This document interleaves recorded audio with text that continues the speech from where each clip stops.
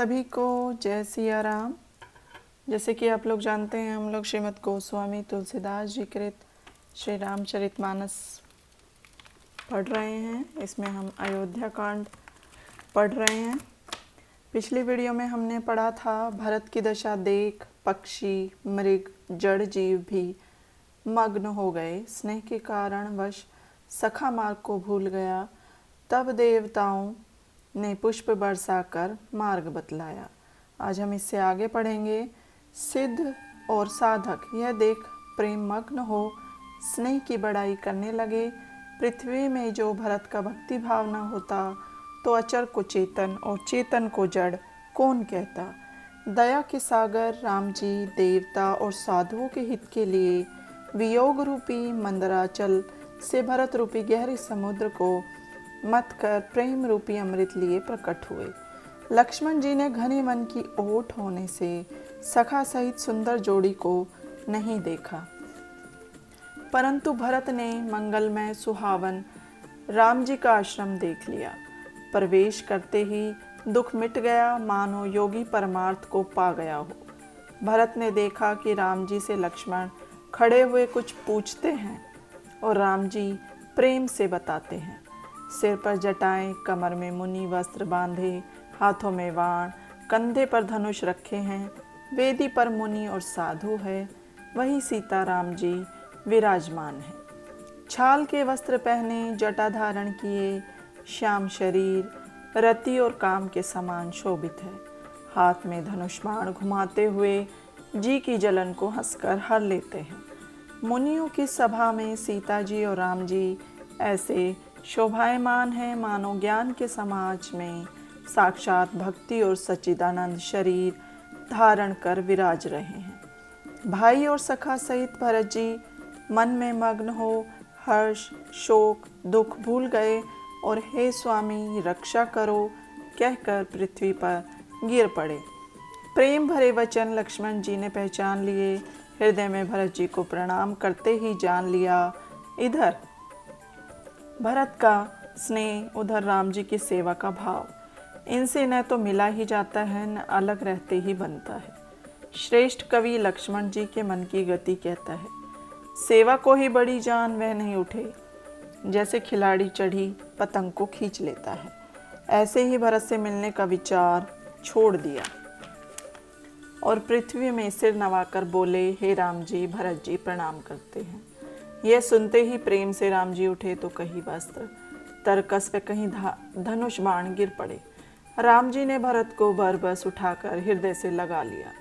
उस समय भरत और राम जी का मिलना देखकर सब कोई अपने शरीर की सुधि भूल गए। मिलने की प्रीति कैसे कही जाए, कवि के लिए कहना मन, वाणी और कर्म से अगम है। दोनों भाई मन, बुद्धि और अहम भाव को भुला प्रेम में मग्न हो गए। उस प्रेम की कौन कहे, किस कवि की बुद्धि छाया के पीछे चल सकती है। कवि का तो अक्षर का बल सच्चा है, जैसे नट ताल की गति पर नाचता है। भरत और राम जी का स्नेह अगम है। ब्रह्मा, विष्णु, महेश का मन भी वहाँ नहीं पहुँच सकता।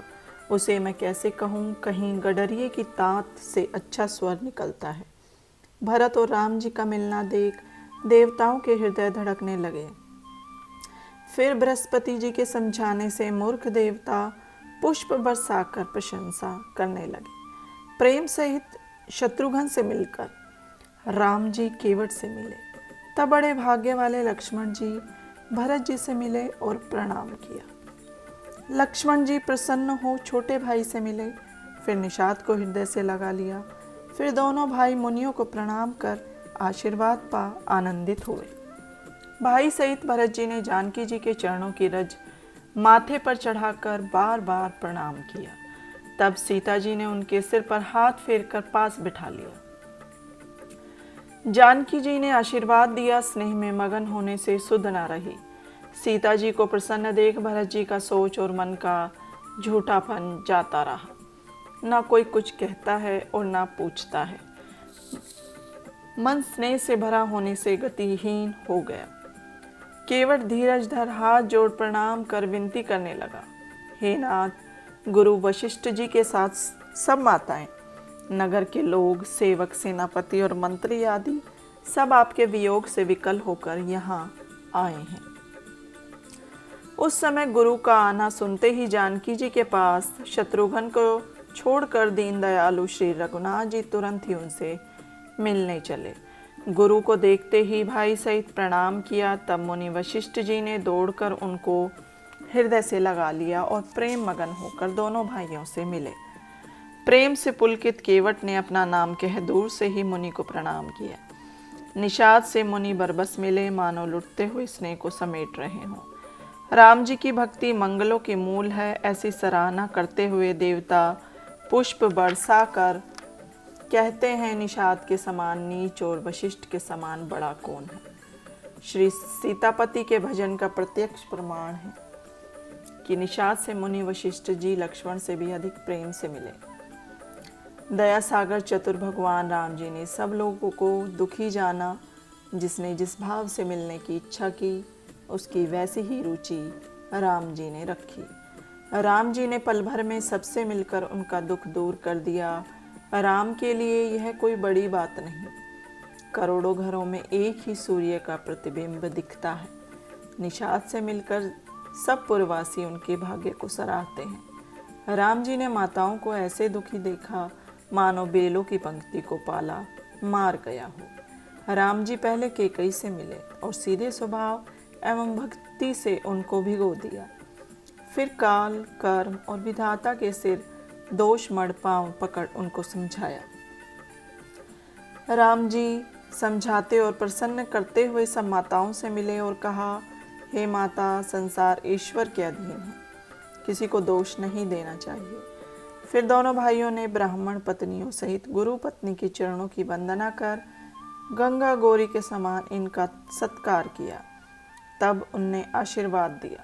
फिर दोनों भाई सुमित्रा की गोद में जा बैठे, मानो निर्धन ने लक्ष्मी पाई हो, और माता के चरणों में गिर पड़े।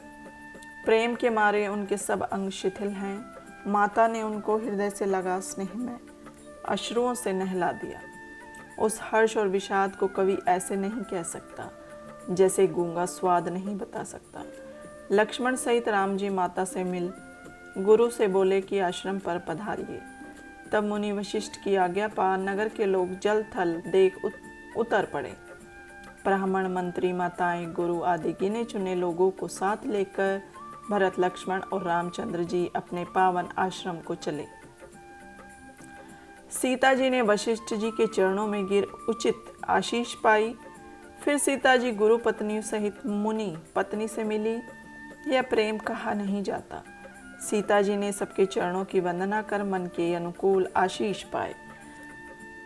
जब सीता जी ने सब सासुओं को देखा तो उन्होंने सहम कर आंखें मूंद ली।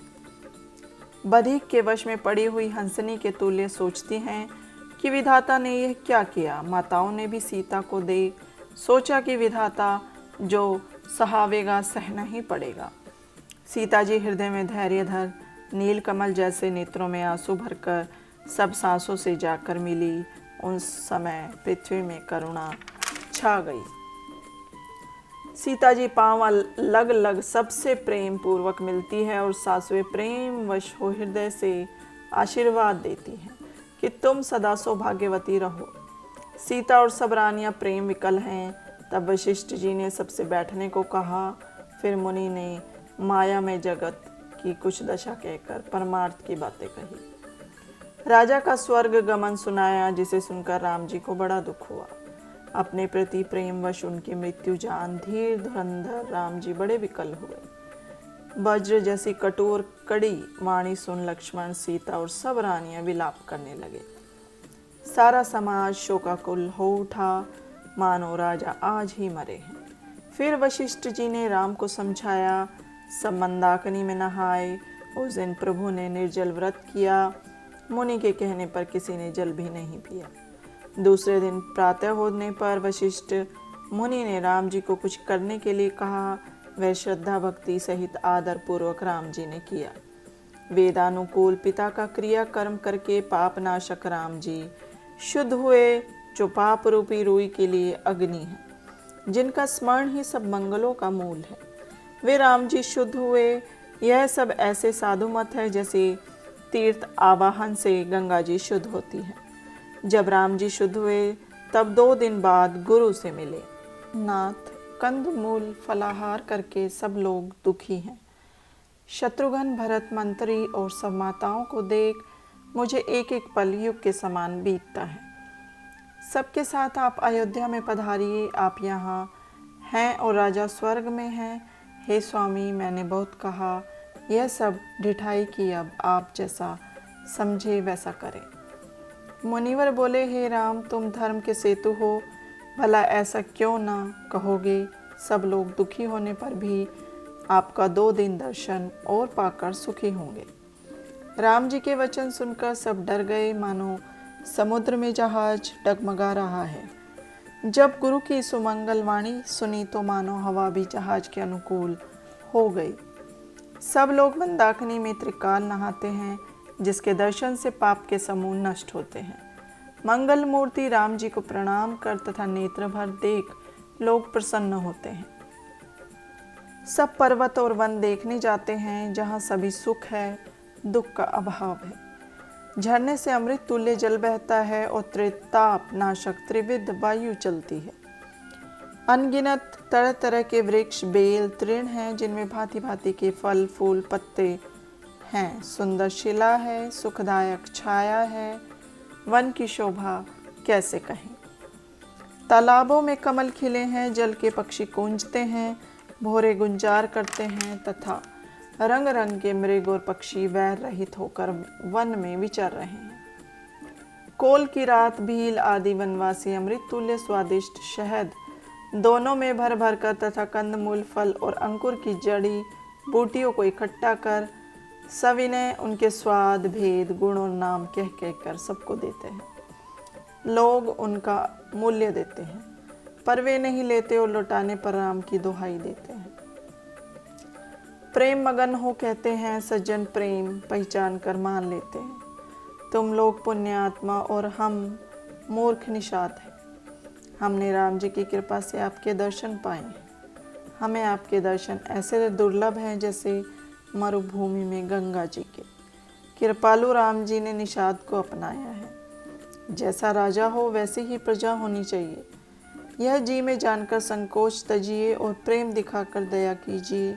हमको कृतार्थ करने के लिए फल, तृण और अंकुर लीजिए।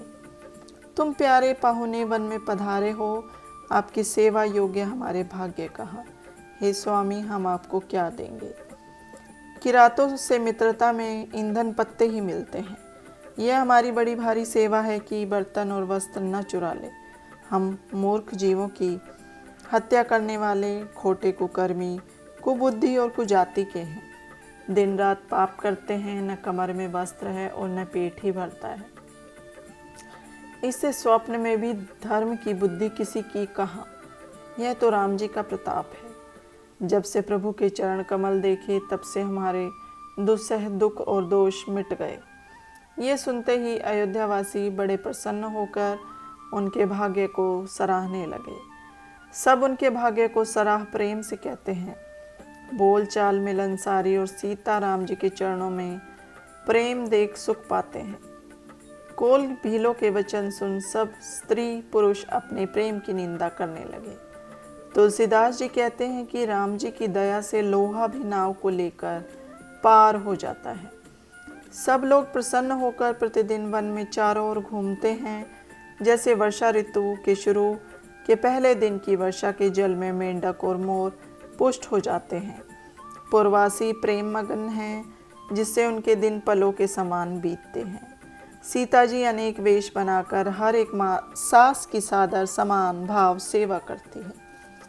राम के सिवा इस कर्म को किसी ने नहीं देखा। सब माया जानकी जी की है और राम जी उनके स्वामी हैं। सीता जी ने सांसों को सेवा से अपने वश में किया, जिन्होंने सुख पाकर सीता जी को शिक्षा और आशीर्वाद दिया।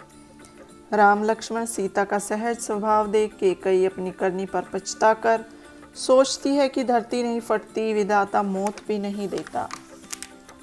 लोक और वेद में प्रसिद्ध है कि हरि से विमुख जीवों को नरक में भी स्थान नहीं। सबके मन में भ्रम है कि हे विधाता, राम जी अवध में चलेंगे या नहीं। भरत जी शौक से ऐसे व्याकुल है कि ना तो रात्रि में नींद और ना दिन में भूख ही लगती है, जैसे जल के संकोच में थोड़ी कीचड़ में डूबी हुई मछली।